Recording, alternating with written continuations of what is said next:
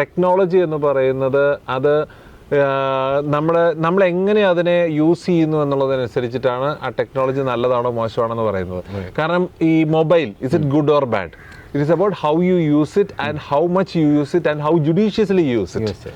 അപ്പോൾ നമ്മൾ ഗെയിം എന്ന് പറഞ്ഞു കഴിഞ്ഞാൽ അല്ലെങ്കിൽ ഇൻ്റർനെറ്റ് എന്നൊക്കെ പറഞ്ഞു കഴിഞ്ഞാൽ അത് ഏതളവ് വരെ ഉപയോഗിക്കണം, എന്തിനു വേണ്ടി ഉപയോഗിക്കണം എന്നുള്ളതൊക്കെ നമ്മൾ ഡിഫൈൻ ചെയ്യണം. അപ്പോൾ കാരണം കുട്ടികളെന്ന് പറഞ്ഞു കഴിഞ്ഞാൽ അവർക്ക് അറിയില്ല എന്താണ് കാണേണ്ടത്, ആ കാണുന്നതിൻ്റെ ഇംപ്ലിക്കേഷൻ എന്താണ് എന്നൊന്നും അവർക്ക് അറിയില്ല. അപ്പോൾ നമ്മളെപ്പോഴും ബൗണ്ടറീസ് സെറ്റ് ചെയ്യണം. മാത്രമല്ല ഈ ഓവർ എക്സ്പോസ്ഡ് ആണ് ഇപ്പം എല്ലാവരും.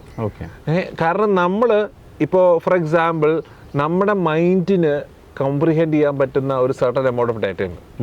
അതിനും ഒരുപാട് അപ്പുറമാണ് നമ്മളിലേക്ക് എത്തുന്ന information. So we are facing N information overload. അപ്പോൾ ഇൻഫർമേഷൻ ഓവർലോഡ് ഉള്ളൊരു മൈൻഡിന് ഫ്രീ ആയിട്ട് തിങ്ക് ചെയ്യാനും ഫ്രീ ആയിട്ട് എക്സ്പ്രസ് ചെയ്യാനും ഒന്നും ബുദ്ധിമുട്ടാണ്. അപ്പം അതുകൊണ്ട് നമ്മൾ ചെയ്യേണ്ടത് ഈ എക്സ്പോഷർ കുറയ്ക്കുക എന്നുള്ളതാണ്.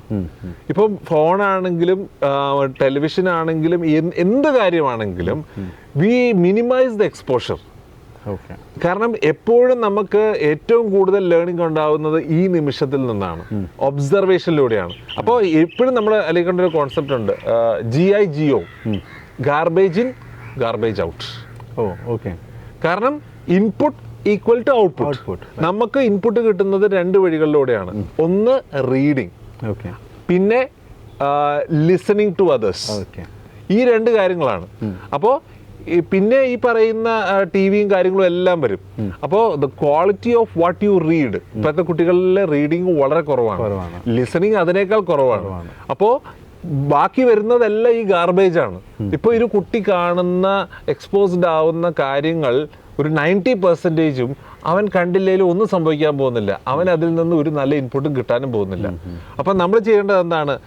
ദ ഇൻപുട്ട് ക്വാളിറ്റി ഇമ്പ്രൂവ് ചെയ്യുക. അപ്പോൾ അവൻ്റെ ഔട്ട്പുട്ട് ഇമ്പ്രൂവ് ആവും.